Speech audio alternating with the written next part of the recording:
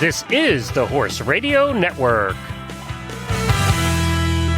Greetings, everyone. Coach Jen here, and thanks for tuning in to Horse Tip Daily, episode 1338.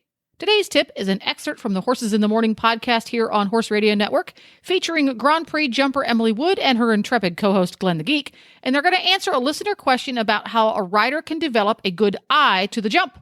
And we'll get right to our tip after this from Wintec Saddles. You and your horse can enjoy all the benefits of a lightweight, splash-proof, durable, and easy-care Wintec saddle, featuring world-leading innovation for your horse's comfort and performance, the Care Cushion System, and the revolutionary Easy Change Fit solution. It's easy to see that Wintec is as serious about your performance as you are. Whether simply enjoying time together with your horse or competing at any level, there's a model in the range for you. Stop by your local retailer and have a sit in a Wintec saddle, or find out more about the new and improved Wintec Specialist Conformation Saddles at wintecsaddles.us. That's wintecsaddles.us.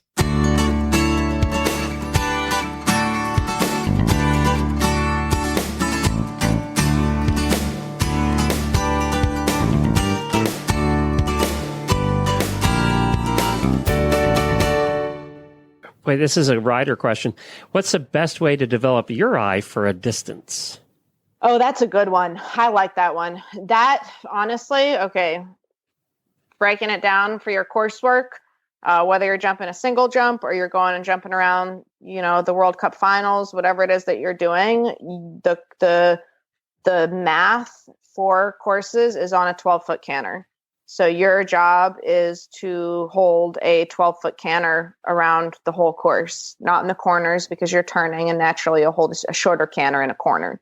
But your straightaway canter, going to obstacle canter, is 12 feet. So every horse feels a bit different, but there is a 12-foot stride to get. So you get comfortable first with what a 12-foot stride is. I like, again, using those bounces because you can find that rhythm. If you canter in on the proper rhythm, the horse will jump through the bounces and leave on the same rhythm.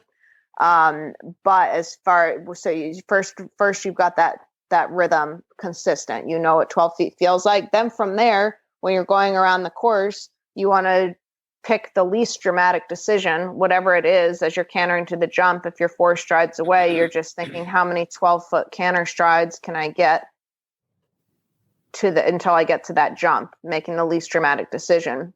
You can also put rails out there. So you can walk off, say, a 4-stride line, and then put a rail with the jump being on the other end of your line. So you canter on your 12-foot canter, hop over the pole, and then feel what 4 12-foot canter strides feel like in a controlled exercise. And then you can play around with the rails as well. But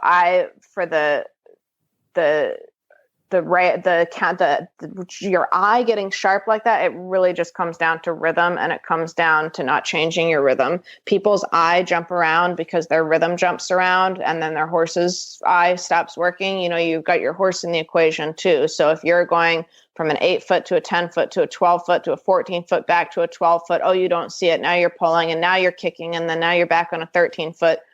Who knows what distance you're going to get. It's got to be consistent rhythm. And then your horse's eye settles, your eye settles.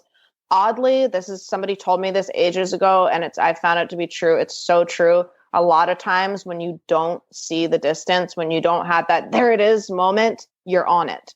People feel that they don't see it, and then they start making some adjustments. And as soon as you start messing around with the rhythm and the footage, your eye goes, the horse's eye goes. Like, imagine if you're trying to, walk up the steps, and before you take the first step, you are shuffling your feet around and changing big step, little step, your timing's going to be off.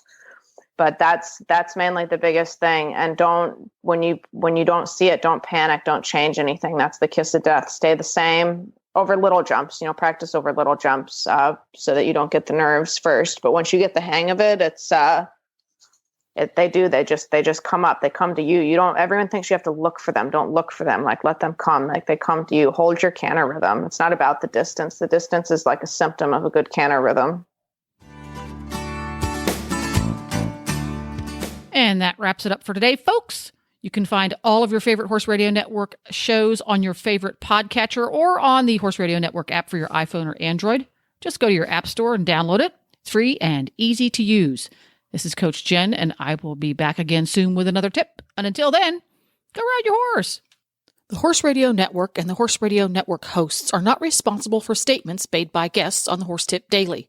Please use your own judgment when listening to the tips on this show.